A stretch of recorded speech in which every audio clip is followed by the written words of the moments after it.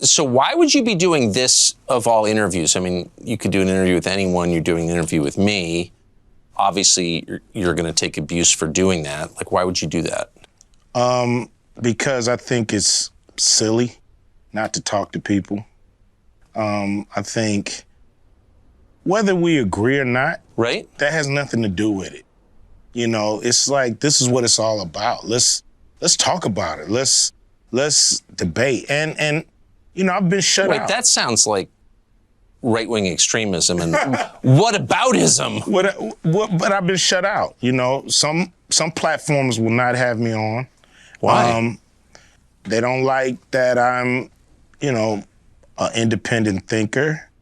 I'm not part of the herd. I'm not part of the go along to get along gang, so to speak. So, you know, I'm an outsider. And so, you know, I'm not part of the club. So I have to go places for one, that I'm welcome, and where I can voice my opinion without somebody, you know, saying I'm a bad person and that they never want to have me on their platform again. What platforms have banned you? I've been, you know, I tried to go on The View. They didn't have me on The View. Why? Well, a few of the guests just really didn't like where I was coming from. So, or a few of the hosts, I mean. So that's what I was told by the producers. You know, I don't know if the producers was just copping out and using some of the hosts to not have me come on and explain myself, but... You'd be a good booking for them. I've been on there before. Yeah. You know, it's just when I've became an independent thinker, when I've, you know, I'm not, you know, I don't follow their brand of politics, I guess. But if you can't think for yourself, then you're not really free, are you? No, you're not. You're not. But I've been excluded. I've been excluded on Oprah, you know. On Oprah? On Oprah, yeah, I've been excluded. Yeah, man. I would think you'd be the person Oprah would want to promote. I mean, you grew up in South Central, you were successful at a young age, you have dignity, you say what you think. Like, I thought that was the goal. Me too. You know, I don't know what it is, but, you know, several of my, you know, I had a movie called Barbershop, you know. Yeah, I remember. That I wasn't invited to participate with the cast. I produced a show called Black White, and it was a very controversial show. And once again, they had the whole cast on, but I wasn't invited. And so I don't know. On Oprah's show. Yeah, so I don't know what that's really But Oprah's obviously a saintly, godlike figure who's revered by all decent people. Why would she exclude you? I really don't know. You know, that's something that I would love to find out. But I can't tell you, you know, if there's a single thing that I've done or said to her. Have you noticed that it is more controversial to criticize Oprah than to burn the American flag? Really? Seems that way. I've never heard anybody criticize Oprah. Do you think it's political or do you think it's deeper than that? I mean, you're not like a right-winger. No. No? No. You don't even seem that political. No, I'm not really. I'm pretty much, you know, just want to do right by the people, you know. So if that comes through political means, that comes through the private sector, wherever it comes, you know, I'm down to work with whoever's down to do something right for the people. So I remember reading you say something along the lines of, I didn't vote for Trump, I'm not a Trump voter. You actually attacked Trump at one point, but you were willing to meet with Trump. Do you think that crossed a line? I think some people didn't like that, but I think it's idiotic. You know, enemies meet. Right. You know, they talk. I'm pretty sure there's some communication between Russia and the Ukraine right now. Somebody's on the phone talking to somebody, trying to come up with a solution. So we just got to talk. That's the only way we're going to work this out. You know, I know when the talking stops, the fighting starts. You know, a lot of people, they, think I'm a, Republican. I'm a right winger. Just because I was willing to speak to the Trump administration, I mean, and I was willing to speak with the Biden administration as well. Have you? One guy in the administration, but it didn't go anywhere. It was basically a, take my temperature kind of call. We'll get to it, but they never got to it or never planned to. Matter of fact, the guy left the administration, so after talking to him for a year or so, he was gone, and then we were left really with no one to continue the conversations. What do you think of Biden? I don't think he's given the people who put him in exactly what they thought they were going to get from him. But his most loyal voters, according to the polls anyway, are black voters, particularly black women. Mm-hmm. And those numbers don't seem to change. So no matter what happens or doesn't happen. So do you expect they ever will change? Whether they become independents and not vote for anybody who's not bringing it. It's like people want your vote. They have to do something to earn it. If they don't earn it, why are you going down there and pulling that lever? Because the other side hates you. That's the pitch they make. We may suck, but the other side hates you. You're supposed to dance with the person you brought. Yeah. And the person that brought you to the dance, you guys are supposed to dance together. And if that doesn't happen, you got to go find another dancing partner before the night is up and the music stops. What do you think of Kamala Harris? I mean, obviously she's a great politician to be able to become the vice president of the country. I don't know how effective she is at her job. What's your view of the police at this point? It's the same. It really is. It's like looking at, what's your view of the military? They're the military. They're always going to be the military. If I asked you this in 1946, you'd be like, they're the military. Yeah. So it's a fraternity. It's an organization that does things a certain way. And I think their philosophy sometimes is detrimental to the people they're serving, because I think cops have a win and make it home philosophy. Win whatever battles you have in the street, make it home at night. And that's actually the most important thing.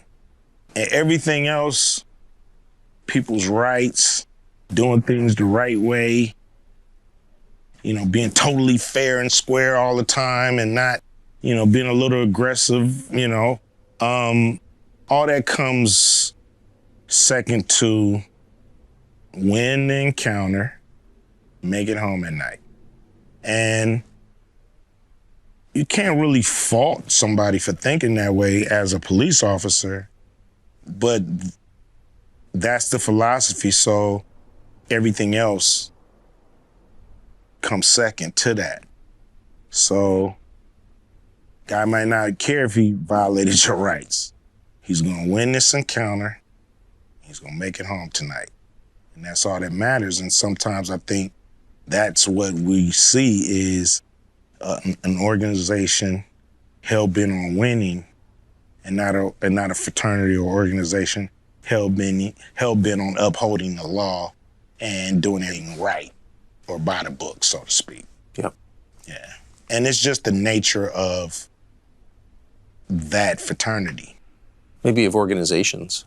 Yeah. It's they come with a philosophy, and, you can try to buck it if you want to, but more than likely they're going to get you out the way and stay in formation. Do you think that it's harder to be a man in America now than it was when you were a kid? Yes. Saying what you feel, being yourself is what they call toxic. You know, we shouldn't be called toxic for our instincts and for, you know, I was born this way. What are you talking about? You know what I mean? Like, Yeah. why can't we be ourselves? We were born this way too. So there are some groups, like if I say I'm trans, and people say, that's great, you were born that way, we affirm you. But if you say I'm just a dude with male instincts, you're not affirmed, you're attacked. Yeah, I mean, everybody doesn't really have to affirm you. You know, if I wake up and say, you know, I feel like a pigeon, and I want everybody to treat me like a pigeon. Some people may say, whatever, Q, we treat you like a pigeon. But some people may choose to be like, dude, no. That's your world. Yeah. I'm not part of it. And I have to be ready for that. It's a big world out here. Everybody doesn't have to adhere to me. That's called narcissism, right? Yeah, it seems like it. Yeah, seems like you're trying to bend the universe to your will, and it don't work like that. We've been talking almost all day now. You haven't mentioned race a single time. You've mentioned economics, rich and poor, a number of times. Do you think that we overplay the role of racial conflict in American life? Yes, I think race it takes up too much space. There's people that we all have in our lives who are our same race that we can't stand. And there's people in our lives from other races that we get along with way better. So it's not about race. It's not about color and gender and this and that. It's about who do you connect with? You know, who do you vibrate with? You know what I mean? Who's on the same wavelength? Who wants to be the same kind of person? Who wants to do the right thing when you want to do the right thing? That's who you connect with. So I think a lot of people make a lot of money off of the racists fighting against each other and bickering. And they the ones who push it in our face all the time that we're separate. And does feel like there's more of that, doesn't there? Yeah, it seems like it's like you're stuck in a bad movie and you can't get out. Like you can't find the exit and it continues to play on the screen and you're just running around looking for the exit and this bad movie continues to just haunt you day by day by day by day. You know, that's what we're caught in. A never-ending, winless battle of, you know, of race and color, and we're worried about, you know, where you from, and, you know, hip hop. What's great about hip hop, like, it was a saying in hip hop, early hip hop. I think Rakim coined this phrase. You know, it ain't where you from, it's where you at. You know, and it's so true. It's not about where you come from. It's about where you at right now. I'm not imagining that this stuff is being pushed on us, right? No. Much more than in, say, 1986. Yes, I think so. Because in 1986, you had movies and television, and it was all scripted, and we knew this is a scripted show. But I think now you have so many so-called reality shows that basically push the same thing, but in a reality-like setting. So, you know, you'll watch a movie on race, okay? And you flip the channel now, you're watching a somewhat like documentary reality show that's highlighting and magnifying race and status and where you belong in this country and where you don't. And, we're highlighting the bad guys here. We're highlighting the good guys, It's always really showing controversy and pitting each other against each other. And with the reality shows, controversy sells. So they're not showing people getting along. What they want to get to is the fight, the conflict, the argument, the throwing of the bottles, the turmoil, the differences. Does that bear any resemblance to your actual life as someone who lives in this country? Like, do you have racial conflict in your life day to day? Probably, most of them are unseen. I'm not going to say I encounter racism. People know who I am. Police know who I am. Everybody knows who I am.